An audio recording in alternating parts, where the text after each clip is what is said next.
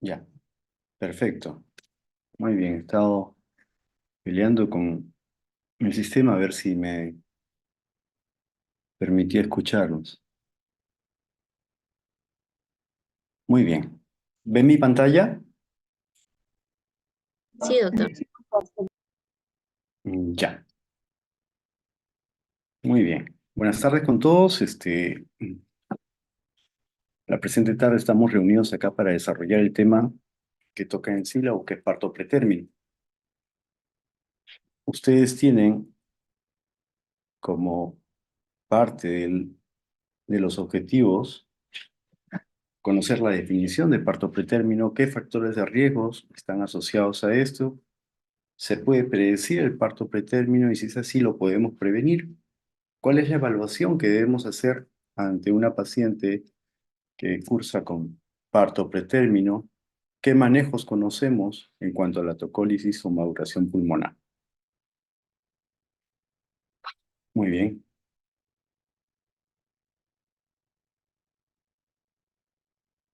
Primero debemos ubicarnos, pues, ¿qué es un embarazo pretérmino? Y como ustedes saben, es aquel embarazo que va desde las 20 o 22 semanas hasta antes de las 37 semanas, ¿no? En la diapositiva ustedes ven que se clasifica pues en pretérmino temprano o tardío, dependiendo de a partir de qué semana se considere, ¿no? Antes de las 34 semanas se considera un pretérmino temprano y de las 34 semanas hasta las 36 semanas con 6 días, un pretérmino tardío. Hay muchas subdivisiones en cuanto a la clasificación de los pretérminos. Por ejemplo, la COG nos dice que los nacimientos que ocurren entre las 34 y 36 semanas son los pretérminos tardíos. La CDC, los que son los nacimientos que ocurren antes de las 34 semanas como pretérminos tempranos. La OMS en el 2018 ya mencionó que son reconocidos como pretérminos moderados a tardíos, aquellos entre las 32 y 36 semanas, como muy pretérminos o muy prematuros, aquellos que nacen entre las 28, 32 y antes de las 32 semanas, y prematuros extremos, aquellos que nacen antes de las 28 semanas. Muy bien. Esas clasificaciones no tienen un valor funcional, ¿no? Pero debemos tener una diferencia entre qué es un pretérmino y qué es un prematuro. El ejemplo clásico es, para prematuro es aquel bebito que tiene pues los pulmones no desarrollados, ¿no? Es un bebito que probablemente al nacer va a tener dificultad respiratoria, puede hacer un síndrome de dificultad respiratoria y o va a necesitar surfactante para paliar el surfactante propio que deben producir sus neumocitos tipo 2. Los recién nacidos antes de término o pretérminos pueden ser pequeños, adecuados o grandes para la edad gestacional. Siguen siendo, por definición, pretérminos. Estos pesos que ustedes ven en la diapositiva, el peso bajo al nacer, muy bajo al nacer y extremadamente bajo, son considerados para embarazos a término. Igual en los pesos de los recién nacidos hay percentiles, ¿sí? Y esos percentiles afectan igual a los eh, recién nacidos pretérmino.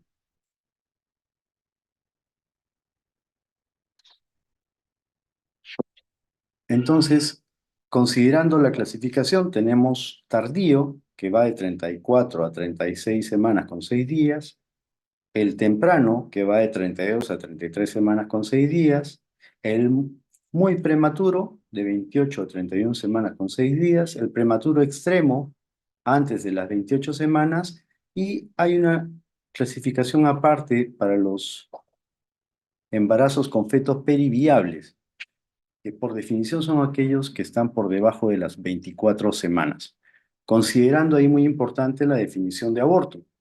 Algunas literaturas consideran aborto, por ejemplo, hasta las 20 semanas y menos de 500 gramos, otras consideran 22 semanas y menos de 500 gramos.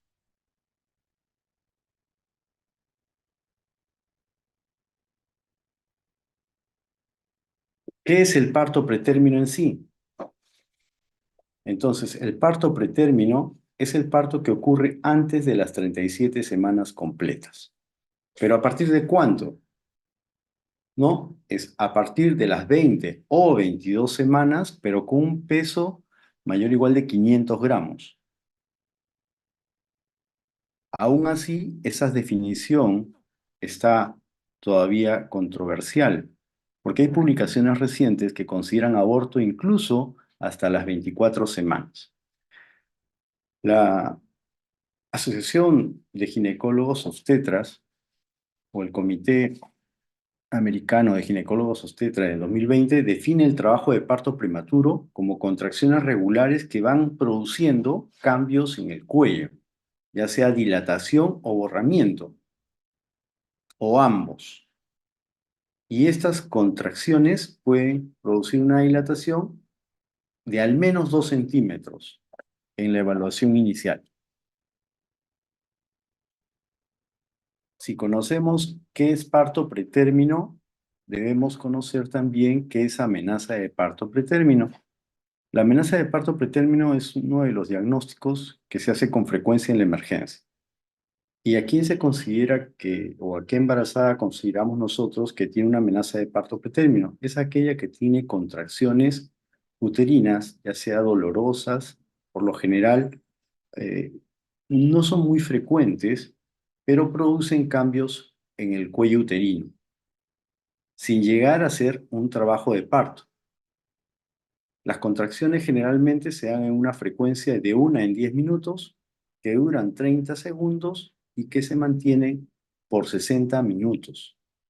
Pueden ocasionar un borramiento en el cuello de al menos 50% y una dilatación de hasta 2 centímetros.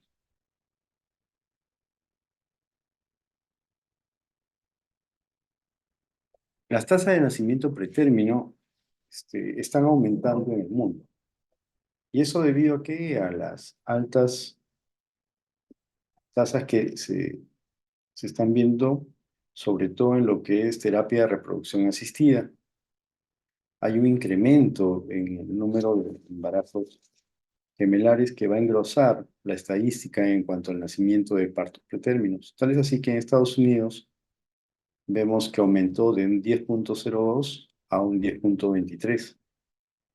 También se desestima ya el uso de la fecha de regla y lo que se estima mayormente para datar la edad gestacional es el examen físico. Cuando nace el bebito se le aplica un test que es el test de Capurro para estimar la edad gestacional y muchas veces esta pues disminuye la edad con la que se ha estado controlando o en otros casos pues la aumenta.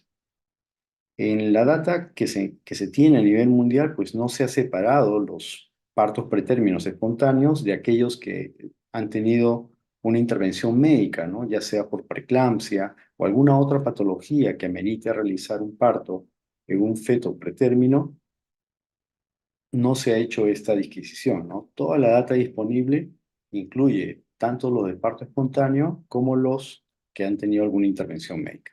Lo que sí se ha visto que es frecuente en mujeres de raza negra, en Europa, por ejemplo, reporta un 6%, en el Perú un 10% como en Estados Unidos. Tampoco se han analizado pues, los nacimientos de embarazos únicos con aquellos de embarazo múltiple, ¿no? Ustedes saben que ya un embarazo múltiple per se tiene un riesgo aumentado de tener parto pretérmino. ¿Es un problema el parto pretérmino? Sí, pero es un problema no por el tiempo en que nace, ¿no? Sino por la prematuridad. Ustedes sabrán que bebitos por encima de las 34 semanas, que son pretérminos, tienen menor morbilidad que aquellos que están por debajo de las 34 semanas. Y esto debido, pues, a su prematuridad. La prematuridad es la principal causa de morbilidad neonatal, llegando a un 70% de las muertes neonatales y un 75% de la morbilidad severa. También son responsables de problemas a corto y a largo plazo. Y esa morbilidad fundamentalmente es asociada a complicaciones neurológicas. Es también la responsable de los altos costos sanitarios, la prematuridad. Se necesita tener una unidad de cuidados intensivos neonatales bien implementada, con ventiladores, cunas radiantes, personal de enfermería destinados a cada bebito, ¿no? Una enfermera no puede hacerse cargo de dos, tres o cuatro. En peor de los casos, probablemente dos, pero definitivamente no puede atender tres, cuatro o cinco bebés, ¿no? Son eh, bebitos que requieren una atención única y especializada, ¿no? Y es una de las causas importantes de internamiento durante el embarazo. Ustedes ven acá en esta tabla del 2018 de Estados Unidos, ¿no? Los nacidos vivos y las muertes de los neonatos. Ustedes ven por lejos los pretérminos, menor de 37 semanas, son 14.267. Y de estos, una mayor morbilidad de los bebés que nacen pues antes de las 34 semanas.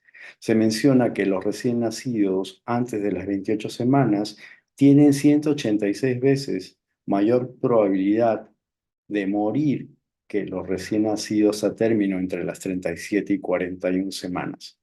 El ADGAR está asociado a la mortalidad de los pretérminos, tal es así que un ADGAR bajo es muy probablemente que este pretérmino pues fallezca. Los recién nacidos pretérminos que logran sobrevivir pueden sufrir una infinidad de morbilidades, tanto a corto como a largo plazo, por eso debido a la inmadurez de sus órganos. Ustedes, por ejemplo, en esta tabla ven los órganos afectados y qué patologías a corto plazo puede tener. Por ejemplo, en el pulmón, síndrome respiratorio, a largo tiempo puede tener inclusive asma, displasia broncopulmonar. En el tubo gastrointestinal, enterocolitis necrotizante, una de las causas frecuentes de muerte en prematuros. Y la otra es un síndrome de intestino corto,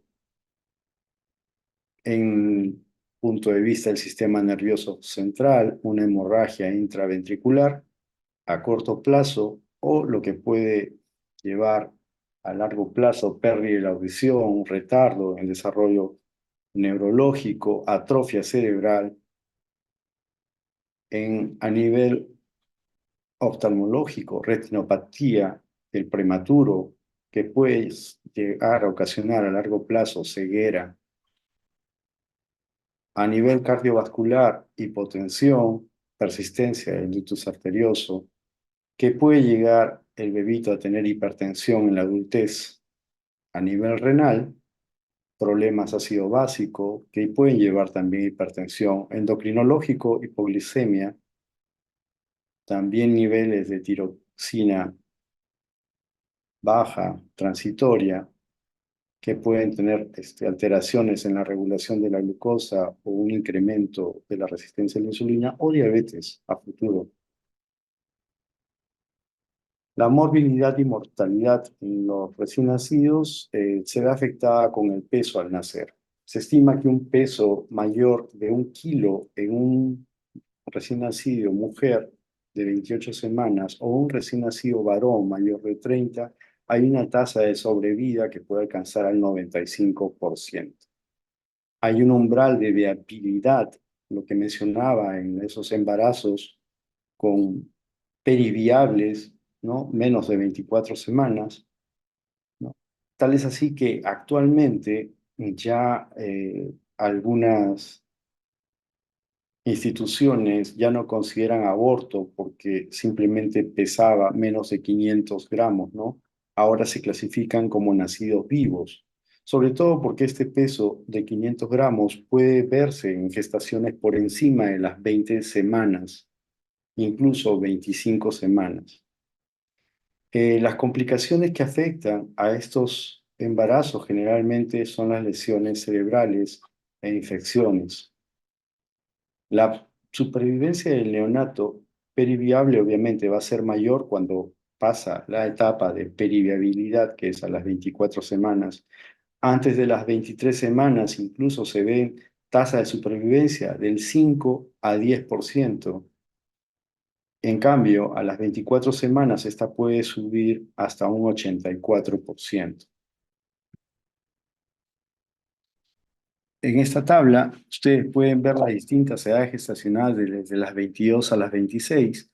Solamente quiero que noten, por favor, se han hecho estudios de 10 años de diferencia, uno del 2004 al 2007 y otro del 2014 al 2016, y compararon pues los ingresos a UCI, y ustedes saben que en esos 10 años pues ha cambiado mucho la tecnología y muchas entidades han incrementado su capacidad para resolver problemas, ¿no? Estamos hablando de otra realidad donde se han hecho estos estudios, ¿no? Por ejemplo, en el año 2004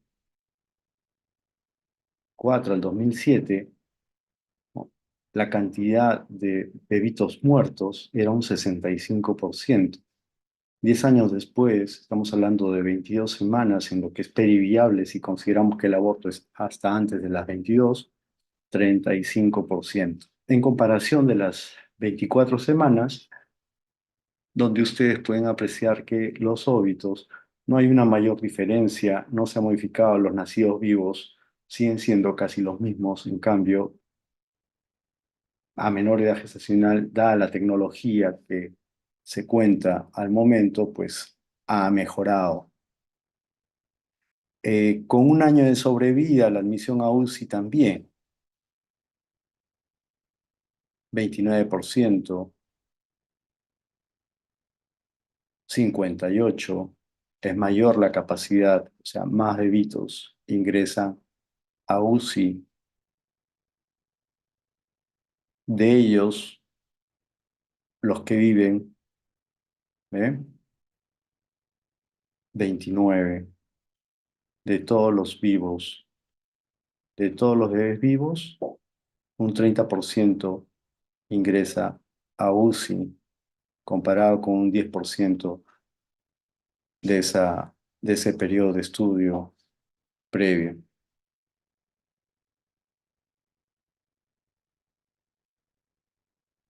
Hubo un consenso de atención obstétrica que propuso que el parto debería ser por cesárea debido a indicación fetal entre las 23 y 24 semanas.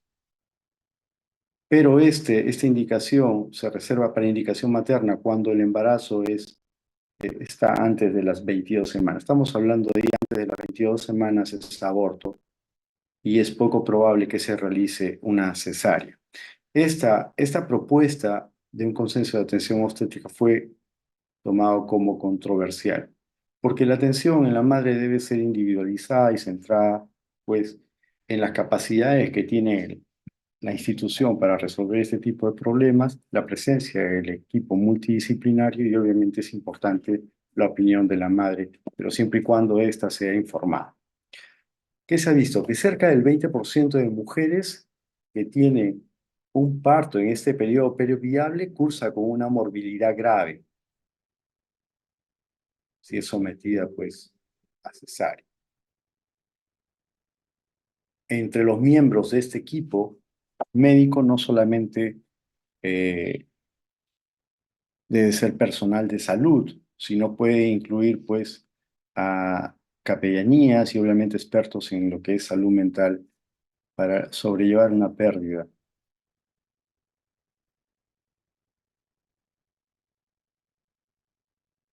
En cuanto al parto pretérmino tardío, que es aquel que va más allá de las 34 semanas, el 80% de estos se debieron a un parto de inicio espontáneo, sin causa aparente o algunos con rotura prematura de membranas.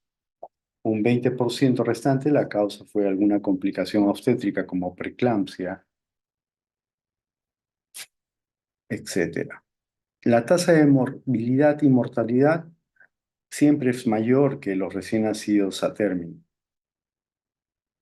Existe una tasa de mortalidad neonatal que el resultado que se afecta más o el sistema que se afecta más ese es el desarrollo neurológico. Ustedes pueden ver en esta torta, en los pretérminos tardíos, que son, que forman el grueso de la mayor cantidad de partos pretérminos, pretérminos tempranos, muy prematuro y extremadamente prematuro, ¿no? Dentro del extremadamente prematuro están los periviables.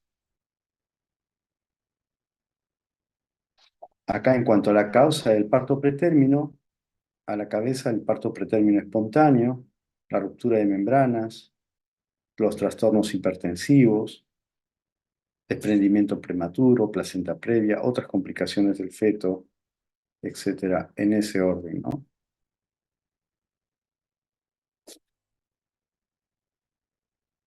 Acá tenemos todos los mecanismos que pueden estar relacionados a que se desarrolle un parto pretérmino, ¿no? Desórdenes vasculares, infección, el estrés, la sobredistensión del útero, causas no conocidas, el resquebrajamiento de la tolerancia materna fetal,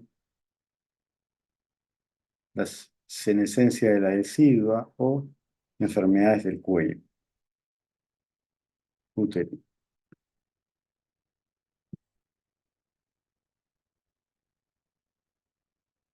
La sobredistensión uterina va a producir un estrés mecánico. Esto se produce en el caso de polidamios o embarazos gemelares, donde se va a desencadenar una cascada endocrina que va a producir una reacción inflamatoria y estas contracciones, ¿no? Esa sobredistensión va a hacer que haya un despegamiento probablemente de las membranas a nivel de la decidua y se liberen pues sustancias inflamatorias que van a promover la aparición o una disminución de la oxitocina, de la progesterona o una a- aparición de prostaglandinas que van a modificar o reblandecer el cuello y que sea susceptible de las contracciones que se va a ir incrementando.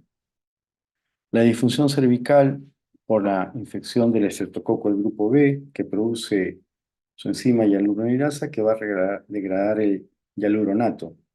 Y esto obviamente afecta la composición de las membranas.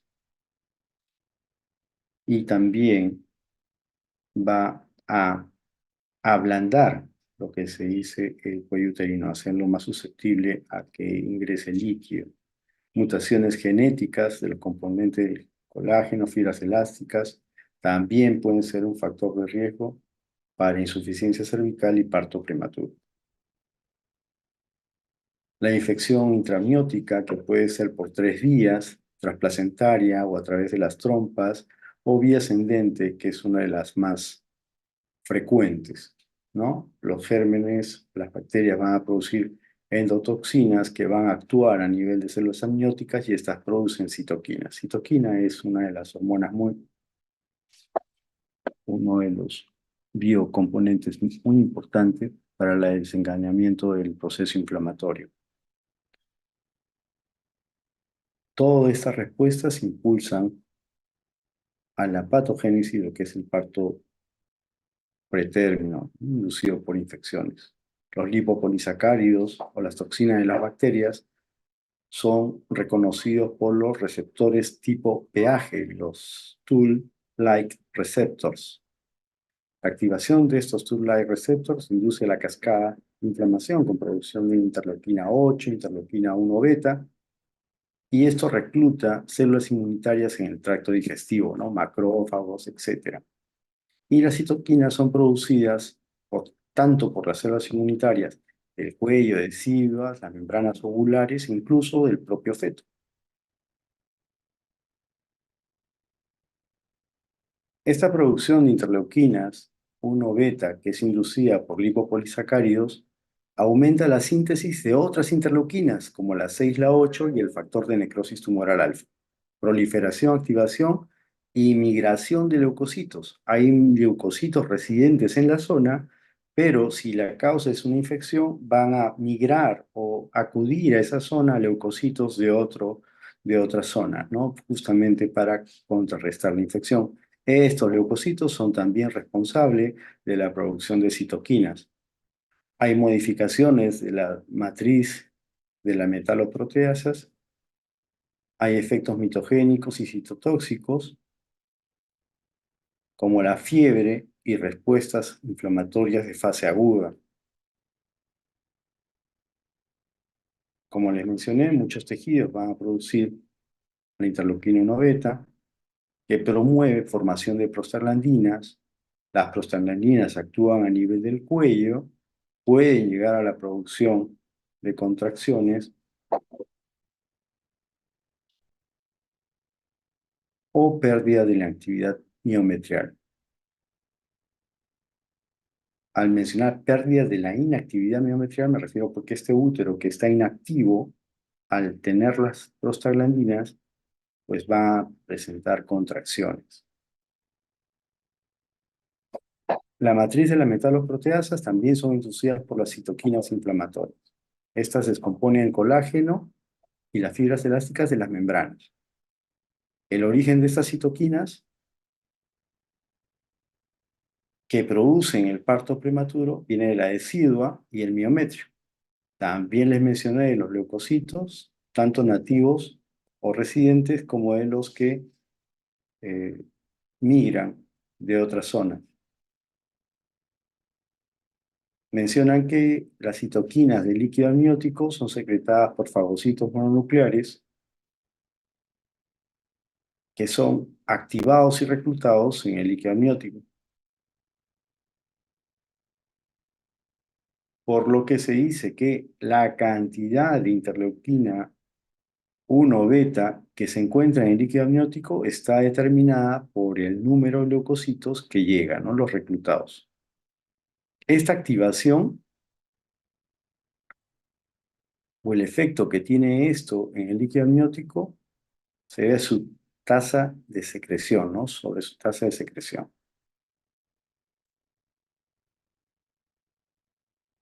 También es importante la microbiota, y estamos hablando de la microbiota que existe por lo general en la vagina.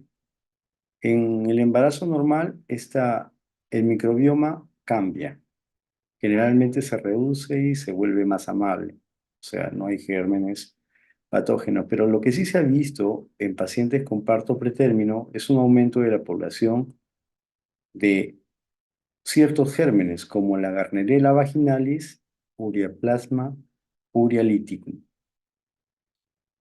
Actualmente existe una evidencia sólida sobre el papel del microbioma en el parto pretérmino y se relaciona justamente con esta microbiota vaginal.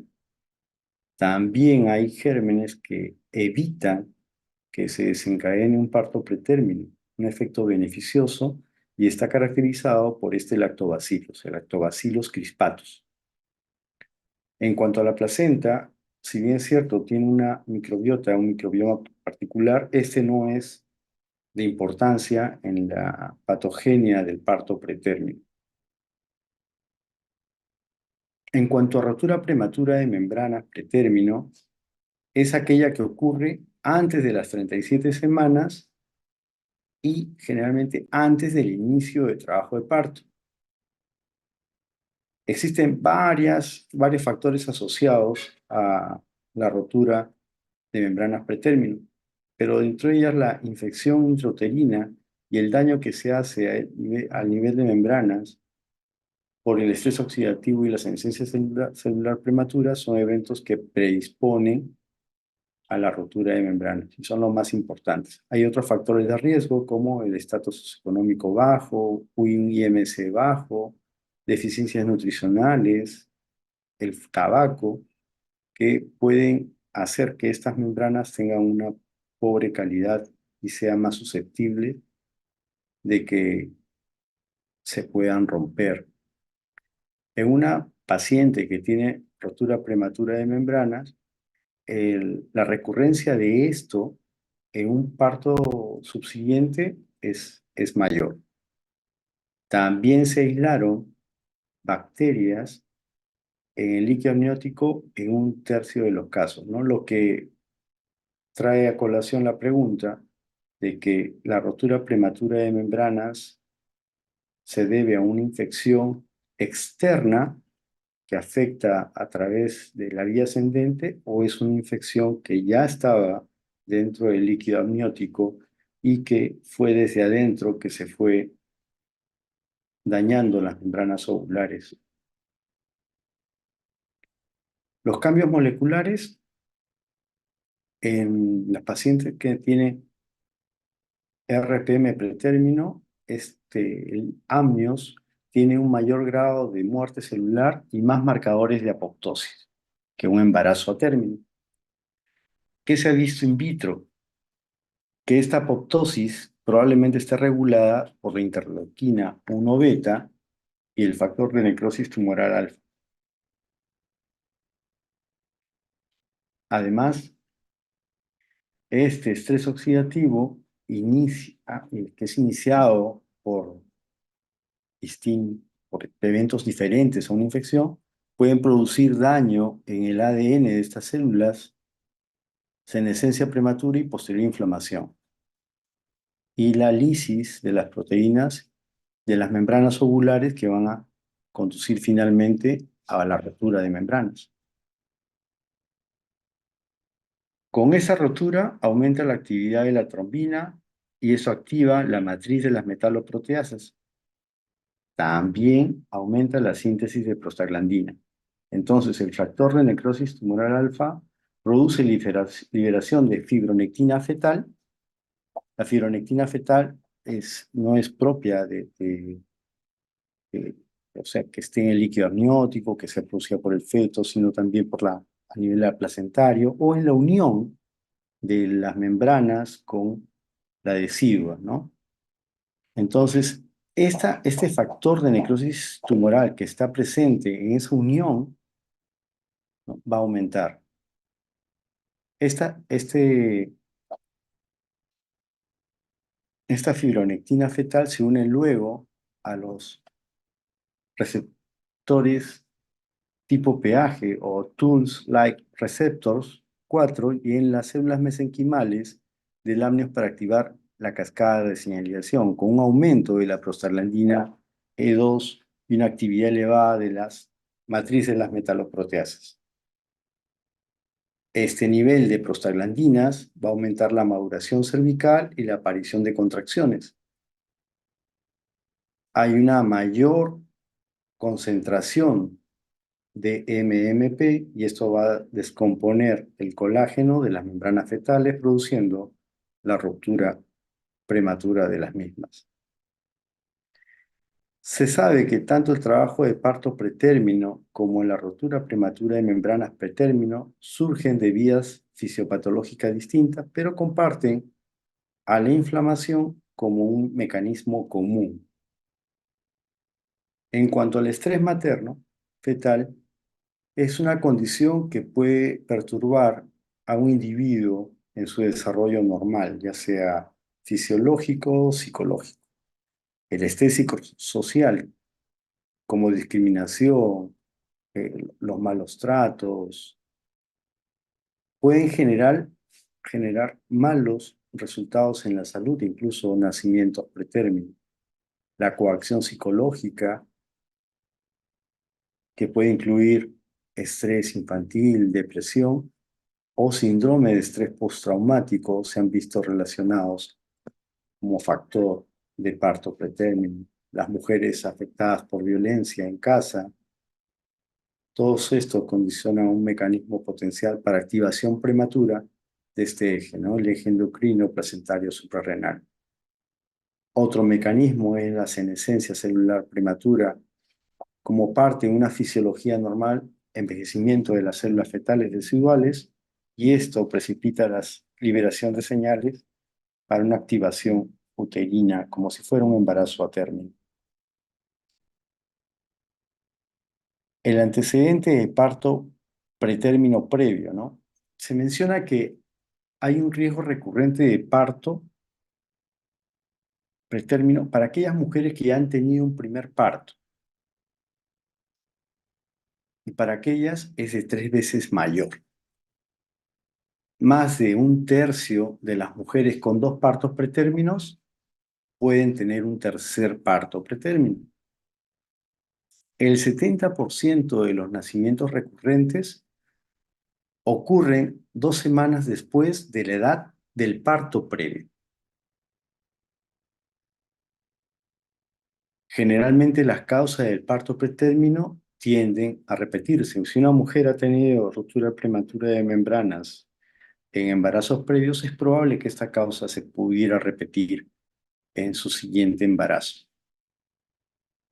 A pesar de los datos mencionados, la recurrencia del parto pretérmino previo solo representa el 10% en la casuística de los partos pretérminos en total. O sea que hay un 90% que no cuentan con este antecedente de parto pretérmino previo. El riesgo de parto pretérmino está influenciado por 3 factores, que son la frecuencia de partos pretérminos anteriores, la gravedad medida por su edad gestacional y el orden en que ocurrió el parto pretérmino anterior. El orden se refiere a cuáles de los hijos ha nacido pretérmino. Si es el embarazo anterior al pretérmino, es probable que tenga riesgo en este, pero si en el anterior parto fue a término, como que ese riesgo se va diluyendo.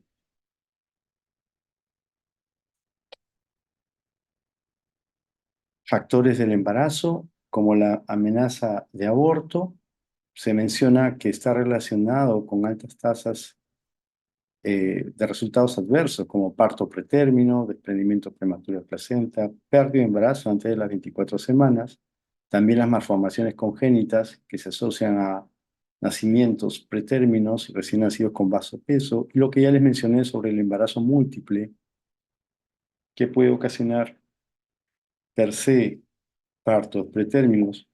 Eh, Esto depende también, ¿no? Depende si estamos hablando de un embarazo monomono o de un BB. Generalmente un embarazo bicoriónico biamniótico tiende, por lo general, a llegar a término, más no así los anteriores. Un monomono, por indicación médica, debe culminarse antes incluso de las 35 semanas.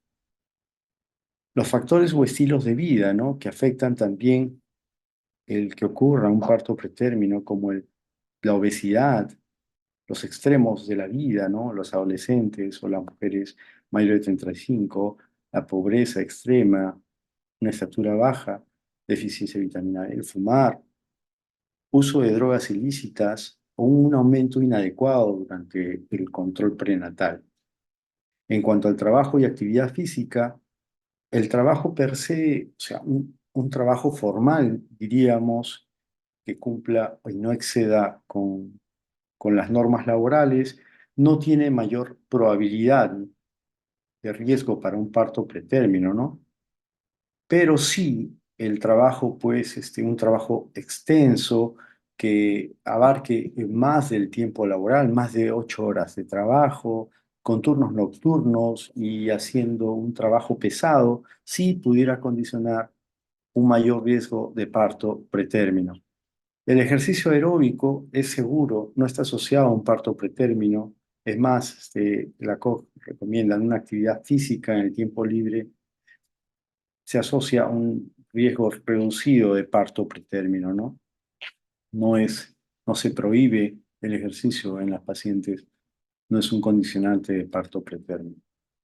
Factores genéticos, existen familias con antecedentes de recurrencia de parto pretérmino y se ha visto en mujeres de ascendencia europea que portan algunos genes como el EBF1, el EFSEC, el AGTR2, que están presentes en este tipo de mujeres y que están asociados a parto pretérmino.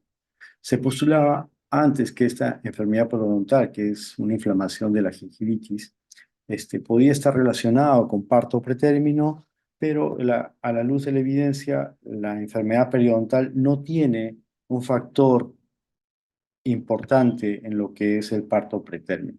El periodo intragenésico corto, este, si hubo un parto pretérmino previo, sí es importante considerar este periodo intergenésico corto. Si el periodo intergenésico corto está relacionado con que el fetito anterior fue un bebito a término, es poco probable que sea causa, ¿no? De otro parto pretérmino. La infección, el uso de profilaxis antibiótica se ha visto que no está recomendado en pacientes que no tienen una infección. Se ha determinado que la vaginosis bacteriana ya desde tiempo atrás está relacionado con aborto espontáneo, trabajo de parto, rotura de membranas, etcétera, etcétera, etcétera. O sea, guarda una relación, pero no es un germen causal, ¿no? O sea, tal es así que tanto las pruebas de detección o el tratamiento para vaginosis bacteriana no han evitado que sigan habiendo partos prematuros. Cuando llegó esto de la pandemia del COVID, muchas de las decisiones como terminar un embarazo se basaron más que todo en miedo, más que en evidencia, ¿no? Recuerden ustedes que el COVID generalmente afectaba a gente obesa, ¿no? Las embarazadas, si bien es cierto, eran consideradas como una población vulnerable, no se ha visto un incremento en la morbilidad a causa del COVID, pero sí aquellas que tenían un problema respiratorio asociado, que cursaban con asma, ¿no? Y además tenían COVID, pues probablemente requerían que se termine la gestación para un manejo adecuado en UCI.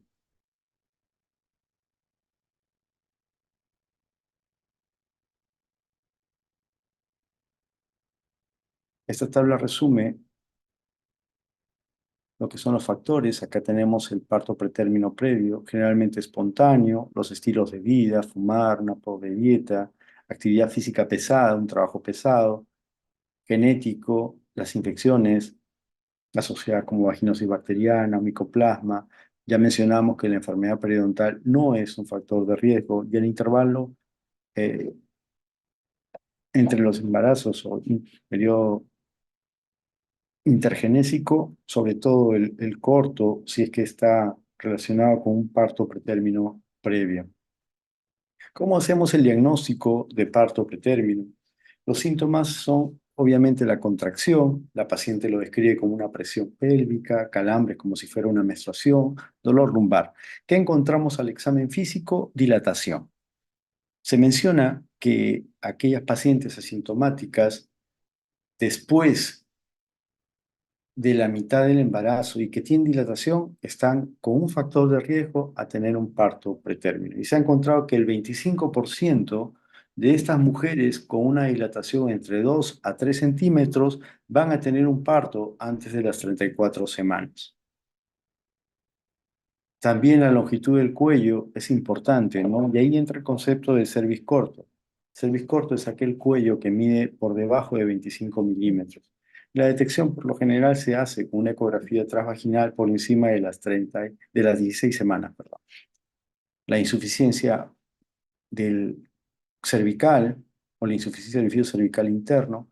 Y también se postulaba la vigilancia uterina ambulatoria con un monitor electrónico adherido al abdomen de la paciente y ella pues se iba a su casa y permanecía en casa y ese monitor detectaba si tenía contracciones, ¿no? Esto fue aprobado en el 85 por la FDA, ¿no?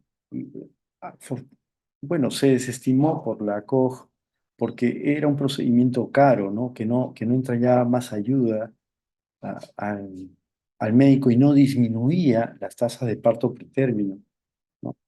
Es llevarse un equipo a casa que es caro, con la posibilidad de que este pues caiga, se rompa, etcétera, y no se vio reflejado ninguna disminución en las tasas de parto pretérmino. En el ultrasonido podemos nosotros identificar, en el caso de insuficiencia cervical, este es un cuellito normal que está en T, orificio externo, orificio interno, la indemnidad. Y cuando hay un orificio cervical interno insuficiente, pues se va abriendo ¿no? Hay una imagen en Y, que es el inicio, luego una imagen en U, que está, perdón, en V, y luego una imagen en U, cuando ya se ha perdido completamente la función de este orificio, y ya las membranas pueden protruir hasta el canal vaginal. En esa figura ustedes pueden ver la longitud cervical y el riesgo que hay de parto pretérmino, ¿no? En la línea negra, la longitud del cuello. Si tomamos la longitud del cuello, el que sea un cervix corto de unos 10 milímetros tiene un riesgo de parto de un 20%. Si tomamos la siguiente línea con 10 milímetros de longitud de cuello, pero le sumamos el antecedente de parto prematuro previo, ya aumenta más, ¿no? Casi un 40% o un poquito más. Y si solamente tenemos la longitud del cuello y la formación del embudo o la pérdida de la función del orificio cervical interno, tenemos un porcentaje mayor, ¿no? Si es 10 milímetros de longitud, podemos llegar a tener un 60 o un poquito más de riesgo de parto pretérmino. Ahora, bien, si tomamos todo, o sea, la formación del embudo más el antecedente de parto pretérmino previo y tenemos un cervix corto, podemos llegar incluso a cifras por encima del 80% de riesgo de parto pretérmino. O sea, van sumando los riesgos en las mujeres que tienen pues un cervix corto, el antecedente de parto prematuro previo o una insuficiencia de orificio cervical interno. También usamos biomarcadores, ¿no? O sea, los síntomas per se solos no predicen un parto pretérmino. Hacemos uso de biomarcadores. Y dentro de los biomarcadores descritos está la fibronectina fetal, como le he mencionado, que es positiva cuando es mayor de 50 nanogramos por mililitro. ¿No es cierto? Puede estar presente en el líquido de la vagina y este procede de lo que es la unión de las membranas y la decidua, ¿no? Puede ser predictivo del parto pretérmino, también el factor de crecimiento ligado a la proteína 1, la alfa microglobulina 1 placentaria, y como ustedes ven de estos en la tabla, el valor predictivo positivo es más alto de la alfa microglobulina 1, ¿no? Tanto su valor predictivo positivo como su sensibilidad son mayores. Pero de todas estas pruebas, la alfa microglobulina 1, lo que importa es su valor predictivo negativo. Y ustedes ven que es uno de los más altos, 97 y 93. ¿Cuándo se usa o en quiénes se usa? No se usa por lo general o no se buscan estas pruebas en cualquier paciente, sino en aquellas pacientes que han tenido el antecedente de parto pretérmino previo y que en ese momento estén cursando con un cervix corto. Ahí es de ayuda y no es de ayuda para que yo pues use un cerclaje o algo, ¿no? Se puede dar corticoides o cualquier otra medida para evitar un parto pretérmino.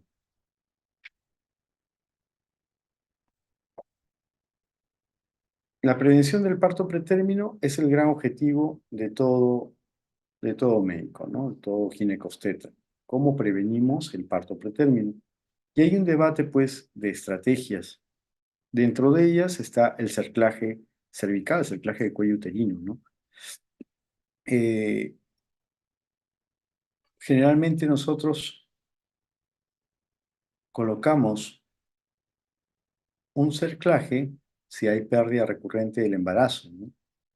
Con insuficiencia de orificio cervical, ponemos cerclaje. En cervixcorto, o ponemos un cerclaje de emergencia ante una insuficiencia de orificio cervical interno con amenaza de parto pretérmino.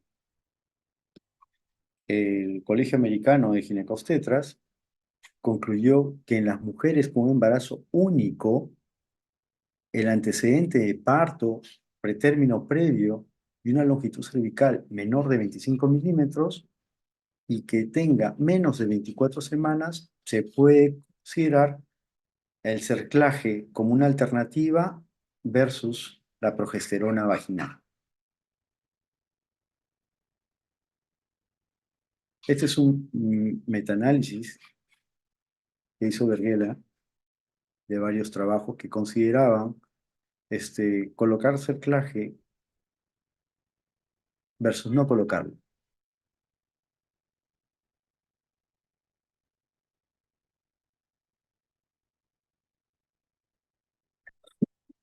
Y ustedes ven que algunos, pues, cruzaban la línea del medio, ¿no? Algunos trabajos no recomendaban hacer cerclaje, pues, en esta situación, mujeres con un cervix corto. Pero a pesar de ello, pues, el autor del trabajo dijo sí que es importante colocar cerclaje. En cuanto a lo que es la progesterona, se ha notado que en el parto ¿no? Hay niveles elevados de progesterona, tanto materna, fetal y amniótica. Justamente la abstinencia funcional de progesterona no se debe a una carencia de esta, ¿no? Sino a una menor actividad de los receptores de progesterona. O sea, los receptores de progesterona han perdido la avidez por captar la progesterona. Y de ahí que se produzca parto pretérmino. Ahora, ¿qué han deducido los científicos? Que dar pues progesterona puede prevenir un parto prematuro. Y es así que se estudió el caproato de 17-alfa hidroxiprogesterona y también la progesterona que se administra por vía vaginal. El Colegio Americano de Ginecobstetras y la Sociedad de Medicina Materno-Fetal mencionaron que cuando usaban progesterona en mujeres con parto prematuro previo o ningún parto prematuro, pero que tenga un cuello uterino corto identificado ecográficamente.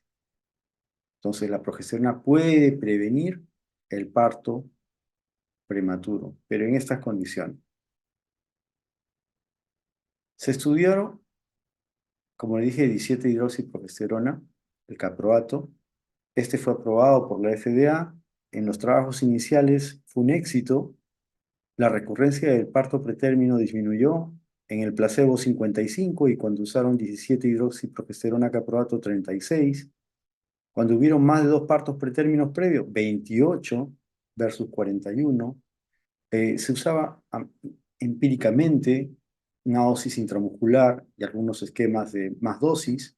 El detalle, la marca que se usaba fue McKenna, el detalle que era caro. O sea, el uso de este medicamento es caro. Incluso el metabolismo es desconocido, ¿no? Se sabe que está involucrado el sistema enzimático CYP3A. La inhibición de este sistema o una insuficiencia hepática puede alterar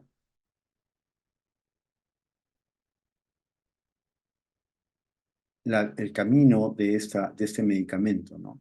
Existe una afinidad del 30% de sus receptores, la vida media es de un 16,2 días y atraviesa la barrera placentaria. Afortunadamente, este paso al feto no ha demostrado que produzca alteraciones en el mismo. Pero las distintas sociedades querían estar seguros de que esto era cierto, ¿no? De que el medicamento era un medicamento que no producía pues alteraciones al bebito. E hicieron un estudio que es el Prolong Trial, y en el que sí efectivamente corroboraron de que el medicamento era inocuo para el feto, pero descubrieron que este carecía de eficacia para prevenir el parto pretérmino recurrente. Un trabajo bien conducido, multicéntrico, que mostró que este medicamento pues no era la panacea, ¿no? No era eh, eh, u- el plus ultra para el tratamiento o para evitar el parto pretérmino. Entonces, a pesar de esto, ¿no? Las sociedades entendidas respaldan el uso de este medicamento para prevenir parto pretérmino. Ustedes ven acá la tabla de los resultados, pues, perinatales en el estudio Rolón Trial, donde estos recibieron, pues, 17 hidroxicarbonato y placebo. Y como verán, no hay ninguna diferencia en cuanto a los resultados, en cuanto a partos pretérminos espontáneos. Hay que fijarse en el espontáneo porque el indicado pues ha sido indicado médicamente, ¿no? Número analizados, menor de 35 semanas, no hay mayor diferencia. Menor de 37 en los pretérminos tardíos, en los muy prematuros igual. Y también las complicaciones, ¿no? De morbimortalidad, muerte, displasia broncopulmonar, síndrome de distrés respiratorio, enterocolitis necrosizante, hemorragia intraventricular, no habían cambios. Estos resultados de dicho estudio. Para la progesterona micronizada de 200 miligramos, la que se usa vía vaginal, se usa entre las 24 a 34 semanas en pacientes con cervix corto menor de 25 milímetros. También hay otra presentación en gel vaginal, uso en cervix corto. La COG eh, concluyó que no es necesario, ¿no? Que el clivo universal en mujeres sin parto pretérmino no es obligatorio, pero en aquellas que tienen parto pretérmino debería ser.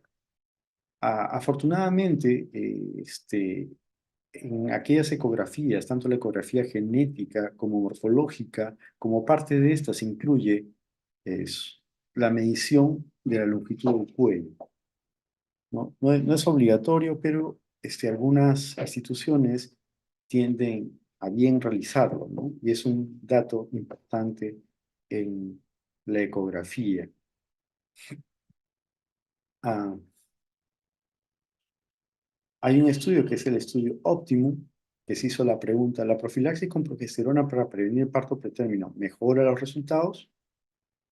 Y lo que se ha visto es que sí, en aquellas pacientes con alto riesgo que tuvieron un parto pretérmino antes de las 34 semanas, con una longitud de 25 milímetros, incluso con un resultado positivo a fibronectina fetal, ¿no? Lo que demostraron que no hay un menor riesgo ni resultados adversos neonatales.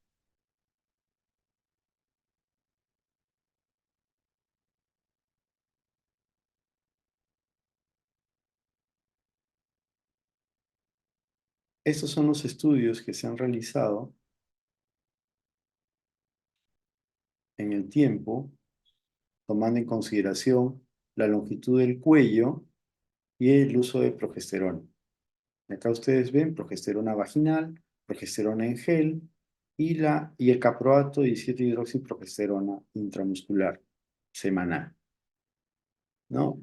Y progesterona versus placebo. ¿Cuáles fueron los resultados? Uno se hizo el primer estudio en Reino Unido, Grecia, Brasil, Chile. Otro ha sido en varios hospitales de 10 países.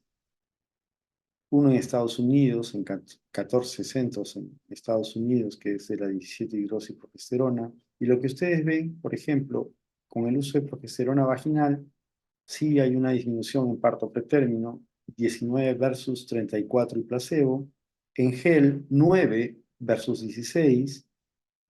Y en lo que es el caproato de 17-hidroxiprogesterona, no hubo mayor diferencia.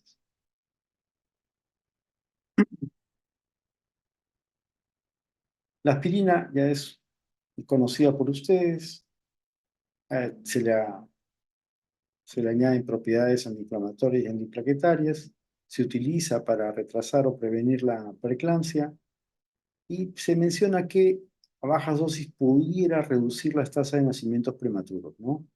Hicieron un estudio donde se compararon dosis bajas de 81 miligramos de aspirina versus placebo y pues no hubo mayor diferencia entre parto pretérmino, ¿no? No se tomó, no se hizo esa diferenciación del parto prematuro espontáneo versus el indicado. ¿Y qué concluyó la COG? Que no recomienda el uso de aspirina para la prevención del parto pretérmino. Se menciona que el periodo de latencia es inversamente relacionado con la edad gestacional. Cuando hay menor edad gestacional, el periodo de latencia es mayor. Cuando esta edad gestacional es mayor, el periodo de latencia es más corto.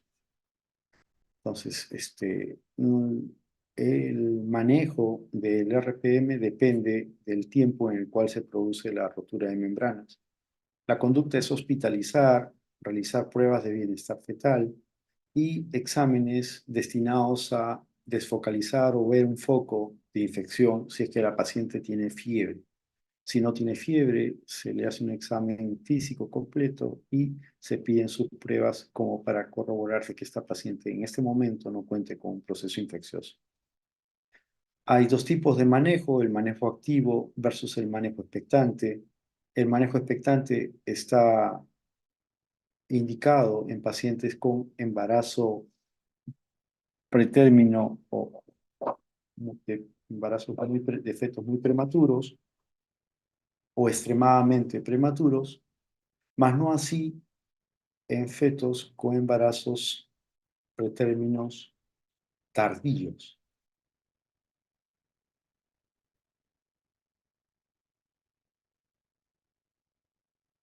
Lo que sí se indica o lo que se ha visto, por ejemplo, entre las semanas 34 en el embarazo pretérmino tardío, que se pudiera usar ambos tipos de manejo, ¿no? El manejo expectante o el manejo activo. No hay, dice que lo que se debe considerar son los riesgos y beneficios y la toma de decisiones compartidas con los padres. Por lo general, se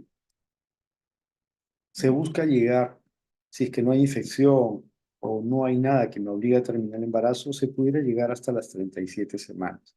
Salvo que durante esa espera se presente pues la posibilidad de infección corioniótica. Si es así, la conducta es terminar el embarazo. El periodo de latencia se prolonga después de la ruptura de membranas o prolongado después de la ruptura de membranas no se asocia a un daño neurológico fetal.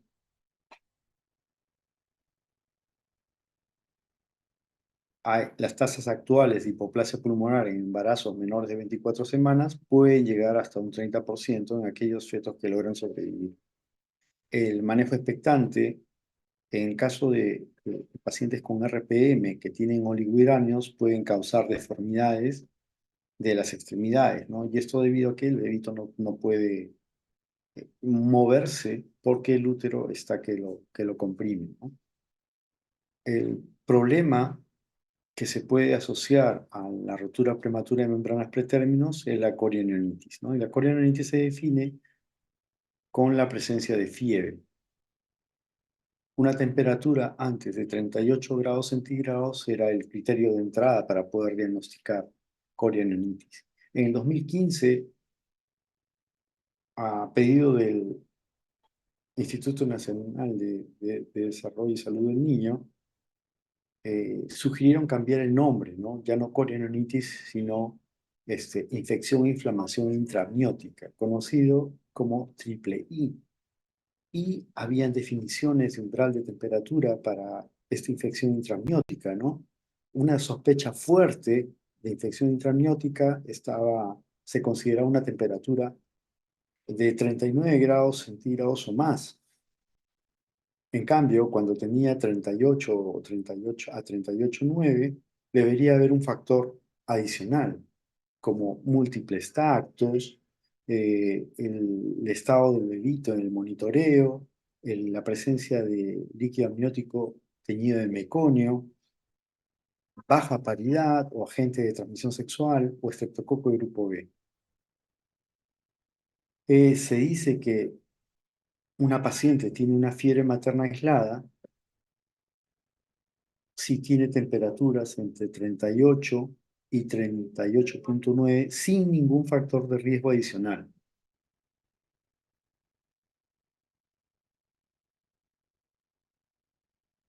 Cuando hay corionitis o infección, inflamación intramniótica, hay mayor posibilidad de sepsis, dificultad respiratoria, convulsiones, hemorragia intraventricular, ¿no? Problemas neurológicos del feto, parálisis cerebral.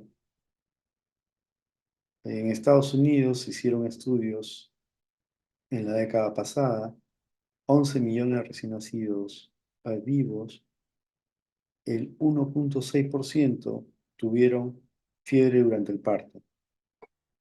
Y este fue un predictor de muerte relacionadas a infecciones, sobre todo en recién nacidos a término como en pretérminos.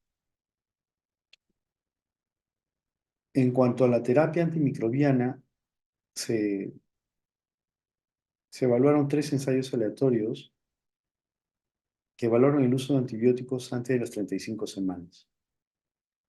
Solo 3 de resultados posiblemente benéficos se han identificado. Menos mujeres desarrollaron corionitis, menos recién nacidos desarrollaron sepsis y se prolongó el periodo de latencia, hasta inclusive 7 días. Pero esto pues no varió o no cambió las otras morbilidades neonatales, ¿no? Como supervivencia, dificultad respiratoria, etc. En la unidad de medicina materno-fetal se hizo un ensayo entre las 24 y 32 semanas de gestación y se dio placebo a algunos bebitos y a otros un régimen antibiótico de 7 días. De esto se desprendió los antibióticos que actualmente usamos, ampicilina y eritromicina por vía endovenosa cada 6 horas, seguido de amoxicilina más eritromicina cada 8 horas por 5 días. En total, 7 días de tratamiento. ¿Y qué obtuvieron? Menos recién nacidos con dificultad respiratoria, enterocolitis necrositante y resultados adversos. Y el periodo de latencia fue significativamente más largo. Y este periodo de latencia largo se le atribuyó al uso de la eritromicina. ¿Para qué sirve el periodo de latencia largo? Para poder administrarle a ese bebito corticoides, ¿no? Para madurar sus órganos. O si estamos en un establecimiento que no cuenta con las posibilidades de atender un embarazo o un parto pretérmino, poder trasladarlo. En cuanto al uso de corticoides, lo que se recomienda es un ciclo o un curso único de corticoides en mujeres entre las 24 y 34 semanas. Y aquellas, o sea, aquellas que tienen el riesgo obviamente de tener un parto entre los 7 días. ¿Qué es lo que se usa o se recomienda? La betametasona y la dexametasona. A dosis de 12 miligramos, la betametasona intramuscular cada 24 horas, 2 dosis, y la dexametasona a dosis de 6 miligramos intramuscular cada 12 horas por 4 dosis. Eh, se, se estuvo usando hasta hace poco dosis de corticoides entre las semanas 34 y antes de las 37 semanas, ¿no? Y lo que se ha visto es, por ejemplo, es que esta causaba hipoglicemia neonatal y eso llevaba a un retraso en el desarrollo. Lo que sí, una disminución en lo que es taquimia transitoria. También algunos médicos consideraron repetir el curso, ¿no? Pero el repetir el curso, dar otro ciclo más, aumenta de forma no significativa la parálisis cerebral. Hay también la llamada terapia de rescate, que produce mayor riesgo de síndrome de distrés respiratorio. Aún así, hay entidades que sugieren dar, antes de las 34 semanas de gestación, un curso, si es que estas pacientes recibieron un curso previo, 7 días antes. Lo que sí menciona, y no está escrita en la recomendación, que se pudiera usar o se pudiera considerar un ciclo de corticoides en aquellos embarazos de 23 semanas, pero que tienen riesgo de un parto pretérmino dentro de los 7 días.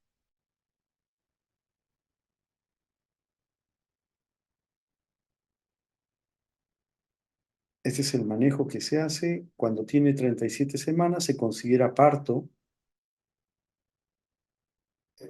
la profilaxis contra estreptococo de grupo B o ampicilina, o tratar si hubiera cualquier infección intramniótica. Entre las 34 y 36 semanas puede usarse tanto el manejo expectante o considerar el parto.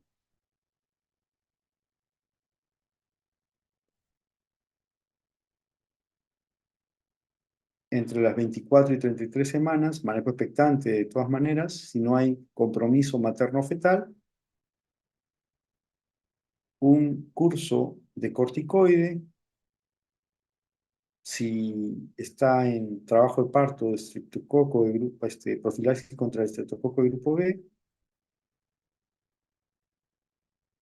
antibióticos para prolongar el periodo de latencia, ya les mencioné que es la eritromicina, y para embarazos menores de 32 semanas, el uso de sulfato de magnesio como neuroprotección.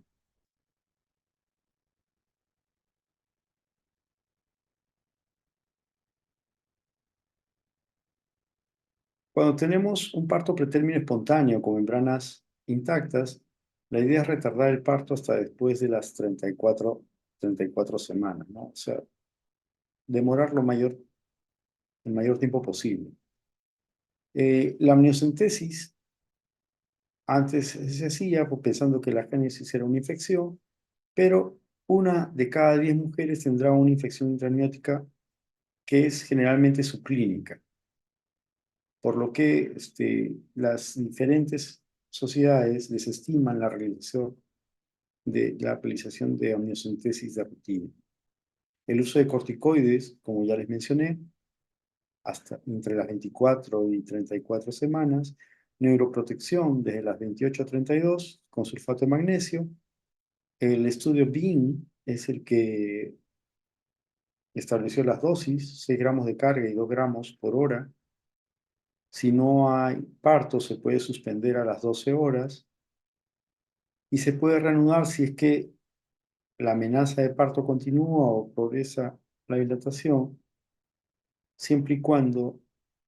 Ah, y la dosis de carga se puede usar si ya pasó 6 horas de la dosis previa, ¿no? Esto es el uso para prevención de parálisis cerebral, sulfato de magnesio con placebo.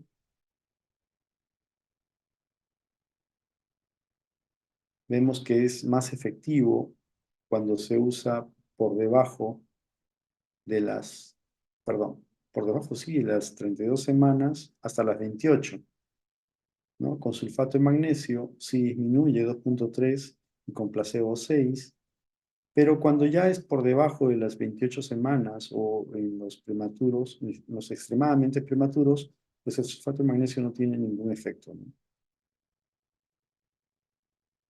No se da, no se recomienda.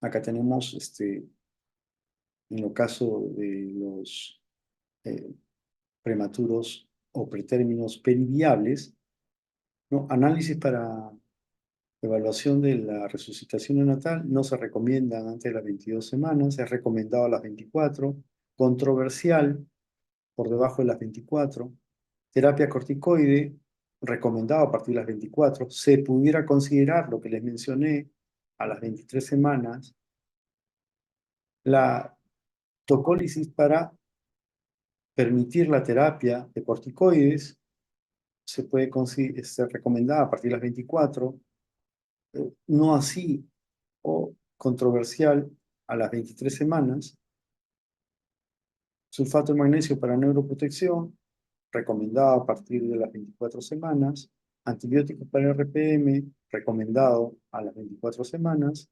controversial la siguiente, profilaxis contra el estreptococo, recomendado, y acá la vía del parto, ¿no? Si cesárea o no cesárea o parto vaginal entre las 24 semanas puede ser recomendado o controversial, ¿no? Depende,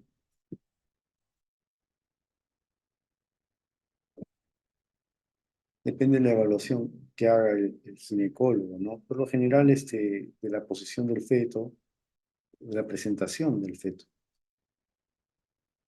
Tratamiento antibiótico, cuando hay membranas intactas, no reduce pues, la tasa de partos prematuros, no es algo que que se ha recomendado cuando tienen membranas intactas dar antibióticos. Es más, no se ha visto que daño a corto y largo plazo fueron mayores en los hijos de madres que se dieron antibióticos con membranas intactas. Reposo de cama no detiene el parto pretérmino, no se recomienda. El uso de pesarios, hay poca evidencia que respalde su uso en cuanto a cervix corto. El cerclaje de emergencia, si la mujer está en trabajo de parto y ya hay cambios cervicales, está contraindicado, solamente se usa en aquellas mujeres que no tengan contracciones evidentes, no tengan infección, antes hasta las 24 semanas. Lo que les mencioné, el fundamento del tratamiento o manejo de estas pacientes es ganar tiempo, ¿no? Ganar tiempo para el traslado y uso de corticoides. Para eso usamos tocólisis. ¿Hasta cuándo o cuándo tocolizar un paciente? Pues se tocoliza hasta las 34, hasta antes de las 34 semanas, ¿no? Después de las 34 semanas se deja en evolución espontánea. Hay medicamentos que son agonistas de los receptores beta-adrenérgicos, como la ritodrina, terbutalina, es para uso hospitalario y en periodos cortos de tiempo, ¿no? Porque pueden producir taquicistolia.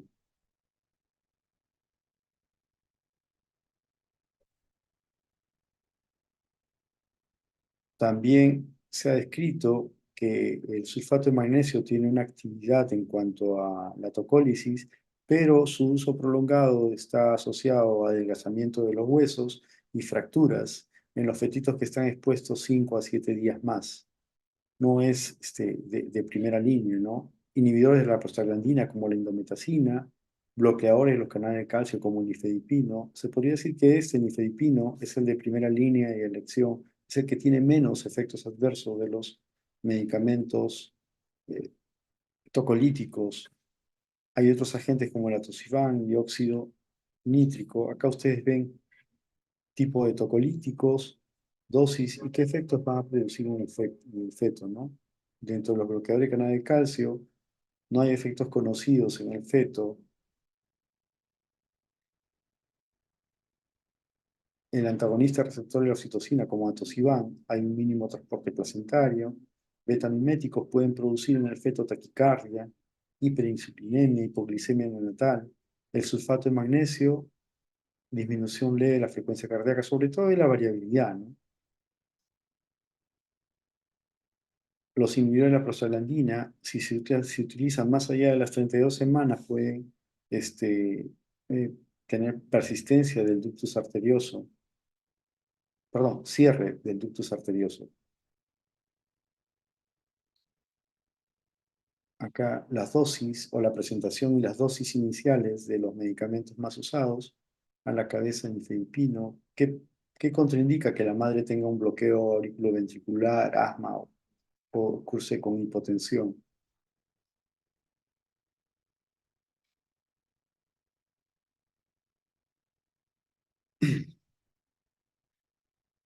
¿Qué se hace en la atención del parto pretérmino? ¿No? Lo que se hace es, se coloca un monitor cardiotocográfico para tener registrada tanto la dinámica como los latidos del bebito, ¿no? Si detectamos una taquicardia fetal en embarazos que estén cursando con rotura uterina, podría sugerir una sepsis, ¿no? Ahí debemos estar atentos y probablemente pedir exámenes para descartar que no tenga pues una infección intraamniótica. La acidemia intraparto puede intensificar alguna de las complicaciones neonatales, pero son atribuidas pues al parto pretérmino. Se han identificado fetitos que nacen con un pH en sangre menor de 7.0. Las infecciones por estreptococo de grupo B son frecuentes en recién nacido prematuro y hemos visto que esto pueden llevar incluso a problemas en la vista, ceguera, ¿no? Este, los datos de los resultados perinatales en la atención del parto no han respaldado la episiotomía, ¿no? Antes, en la atención del parto, sobre todo cuando se atendía bebitos que venían encefálica, pedían que se haga una episiotomía amplia para prevenir cualquier trauma. Ese bebito ya pasó el canal del parto, ¿no? La episiotomía solamente se hace de salida. Y las episiotomías tienen indicaciones y el parto pretérmino no es una de ellas, ¿no? No se ha visto que ésta disminuya la morbilidad del recién nacido pretérmino. La cesárea queda indicada para aquellos fetos que se encuentren en presentación podálica. Recuerden ustedes que estos fetitos, por lo general, el tamaño de la cabeza tiende a ser mayor que el del cuerpo. Entonces, en un embarazo que estamos hablando en los muy prematuros, por encima de 28, incluso aquellos de 26 o 27 semanas, podría optarse por la vía cesárea en caso de fetitos en podálico. Transverso no tiene discusión, pero no existe ninguna contraindicación para atender un parto por vía vaginal si es que estos fetitos estuvieran en presentación cefálica.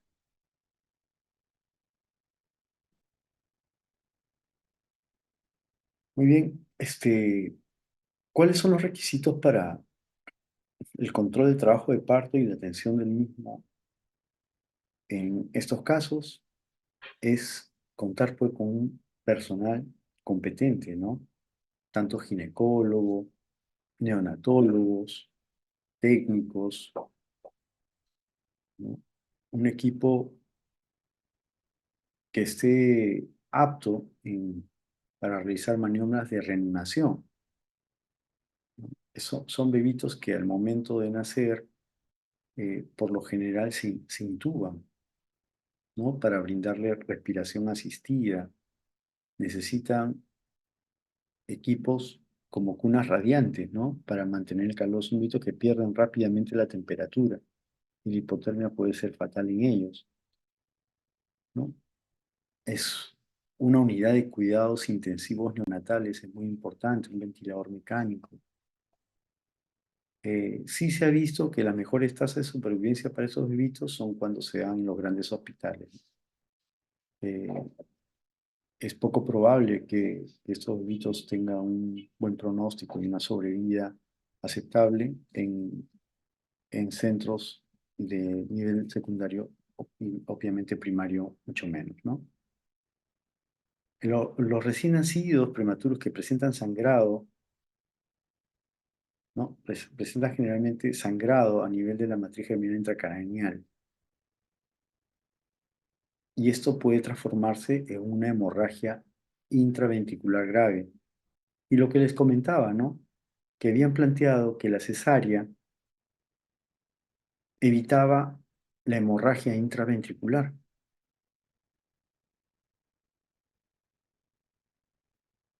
Pero esto, dado a toda la investigación y preocupación, sobre todo de los pediatras, ¿no? Para ver si esto era cierto, pues no, ¿no? O sea, operar por el simple hecho, o ser una cesárea por el simple hecho de ser pretérmino, no está justificado, ¿no? Generalmente está reservado esto para una indicación obstétrica. Muy bien, muchas gracias a todos.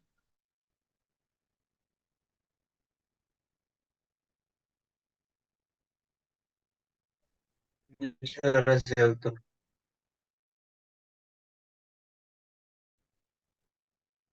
Gracias, No sé doctor. si hay alguna, si hay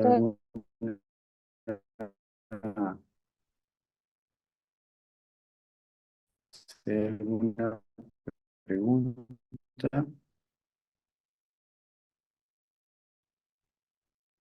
Todo está claro.